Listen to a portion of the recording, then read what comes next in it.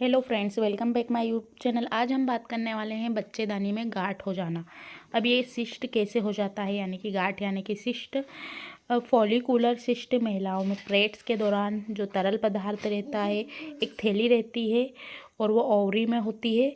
जब अंडे फॉलिकल में इसको कहा जाता है, हर महीने में ये थैली फट जाती है और अंडे इससे बाहर निकल आते हैं। लेकिन जब ये थैली फट नहीं पाती है और जो अंडाशय में अंडे मौजूद रहते हैं, जो तरल पदार्थ मौजूद रहता है, उसमें ही गांठ या सिस्ट का रूप ले लेती है और बच्चेदानी में सिस्ट यानी कि गांठ हो जाती है।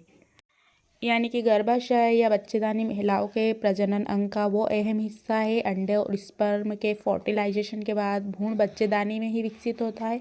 लेकिन आजकल महिलाओं के बच्चेदानी से जुड़ी कई प्रॉब्लम्स को फेस करना पड़ता है। इन्हीं में से एक है बच्चेदानी में सिस्ट यानी गर्भाशय में गांठ है।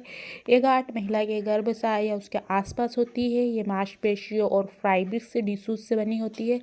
बच्चेदानी में सिस्ट होने पर महिलाओं को कई तरह की परेशानियों का सामना करना पड़ता है, जिस कारण से महिलाओं में इनफर्टिलिटी का खतरा बढ़ जाता है। और बच्चेदानी में सिस्ट होने के पीछे कई कारण हो सकते हैं, जिससे बढ़ती उम्र, प्रेगनेंसी, मोटापा, हार्मोनल चेंजेस। फर्स्ट हम इसके जो कारण है उसमें जानेंगे। पेट के निचले हिस्से में दर्द और सूजन। अगर आपको पेट के निचले हिस्से में बहुत ज़्यादा दर्द है, सूजन है, तो आप बच्चेदानी में सिस्ट इसका एक लक्षण है। बच्चेदानी में सिस्ट होने पर पेट के निचले हिस्से में खिंचाव होता है, भारीपन महसूस हो सकता है, तो आप आपके डॉक्टर से संपर्क जरूर करें।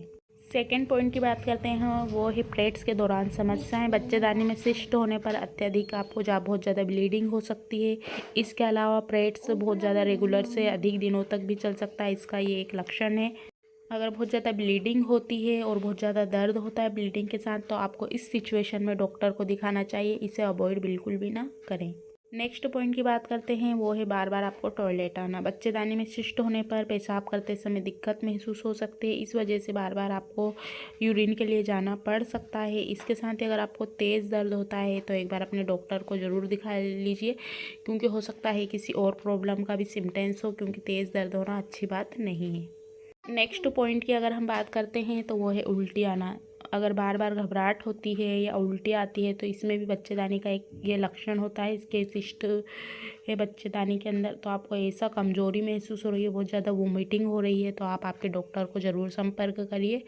उनके परामर्श से ही आप चलेंगे तो आपकी जो अगर आपको कोई बीमारी है तो उसका सही समय पर सही ट्रीटमेंट किया जाएगा।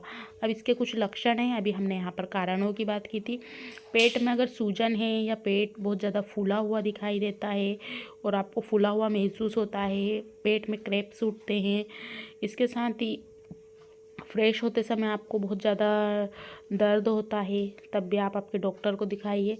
पेल्विक एरिया में आपके बहुत ज़्यादा दर्द है, कांटेक्ट में रहने पर आपको रिलेशन के समय बहुत ज़्यादा दर्द होता है। इसके साथ ही पेट के निचले हिस्से या जांघों में आपके दर्द बना रहता है।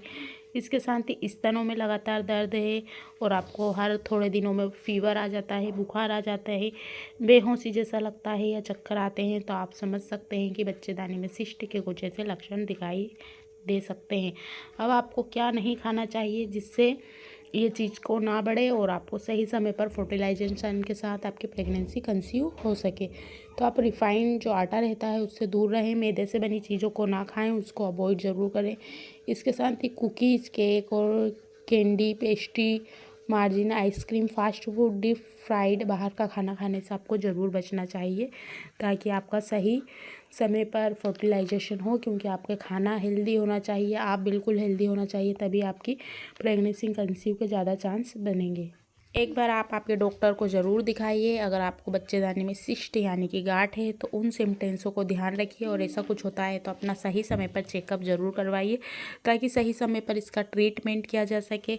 और थोड़ी सी जो आपकी दिनचर्या है, आपकी लाइफ स्टाइल है, उसको ज़रूर चेंज करने की कोशिश कीजिए, क्योंकि कहीं ना कहीं कभी कभी हार्मोनल चेंजेस जो होते हैं शरीर में, आपकी दिनचर्या यानी कि आप लाइफ स्टाइल के कारण वो डिस्टर्ब हो जाते हैं, जो सही समय पर आपका फर्टिलाइजेशन नहीं होता है, प्रेगनेंसी सही समय पर कंसीव नहीं हो पाती है।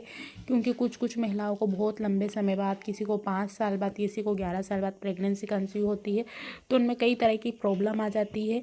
तो आप आपकी दिनचर्या का ज़रूर ध्यान रखिए। साथ ही ज़्यादा से ज़्यादा लिक्विड वाली चीज़ों का सेवन कीजिए। अपने खान पान का ध्यान रखिए। आज की वीडियो में बस इतना ही। Thanks for watching for this video.